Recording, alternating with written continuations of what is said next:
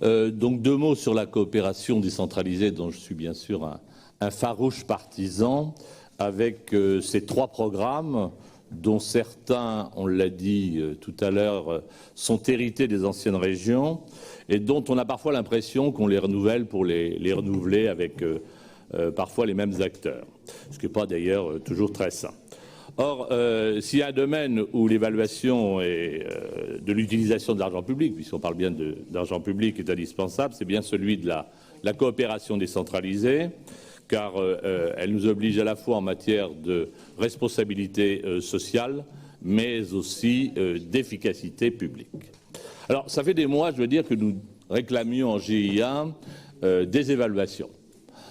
C'est chose faite aujourd'hui, et moi, pour ma part, je ne peux que m'en réjouir, et j'en remercie, bien entendu, les services qui s'y sont employés. Mais dans ce processus vertueux qui part de l'évaluation pour aboutir à la décision politique, avez-vous rempli le contrat? Monsieur Raby, juste un petit mot, c'est pas les services qui ont décidé de faire l'évaluation, c'est l'exécutif.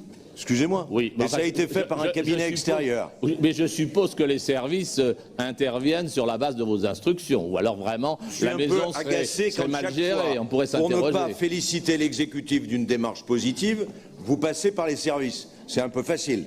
Non, mais vous disiez hier que vous étiez heureux qu'on puisse gratifier les services de leur travail, qui sont effectivement sous la responsabilité des élus. Donc, à travers les services, je félicite aussi les élus. Mais on n'est pas là en entre-soi pour se faire plaisir et se féliciter entre nous. Bon.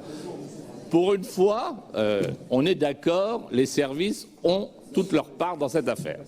Mais je voudrais revenir sur mon propos.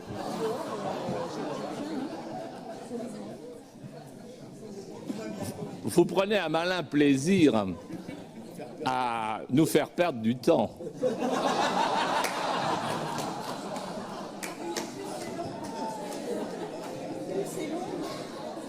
Franchement, voire de dénaturer nos propos, ce qui est encore plus grave.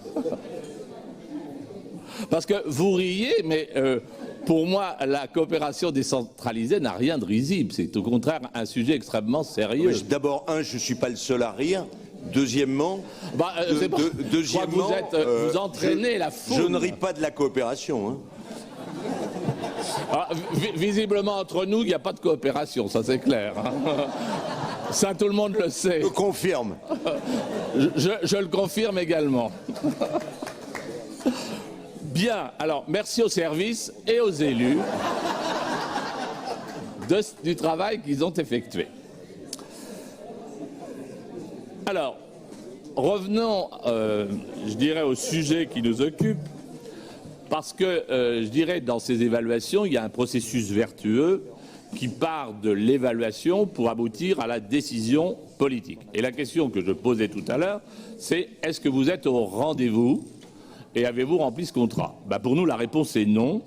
Et pour revenir à un mot que j'ai souvent utilisé dans cet hémicycle concernant votre politique régionale, celui de la cohérence, on peut se poser légitimement la question, c'est quelle cohérence y a-t-il à renouveler des programmes qui n'ont pas nécessairement fait leurs preuves et qui posent beaucoup de questions, notamment pour le Burkina Faso et la Chine.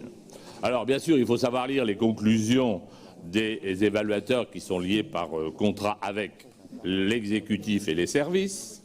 Toutefois, il me semble que les évaluations devaient se baser sur 4 principes.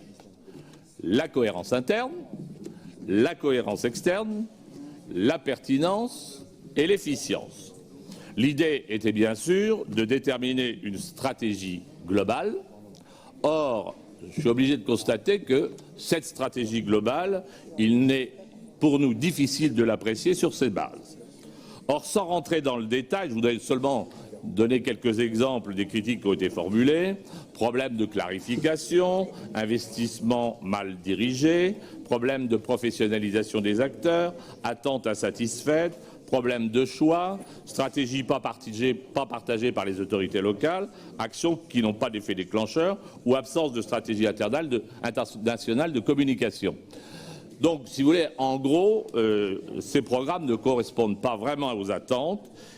Donc, je vous épargne toutes les remarques, certes policées, mais parfois sévères, qui nous ont conduit nécessairement à nous interroger sur le renouvellement de ces programmes, même si effectivement, je dois constater qu'il y a un certain nombre de recommandations qui sont faites et qui ont pour objectif, je l'espère, de corriger et les dysfonctionnements et les graves défauts de ces programmes.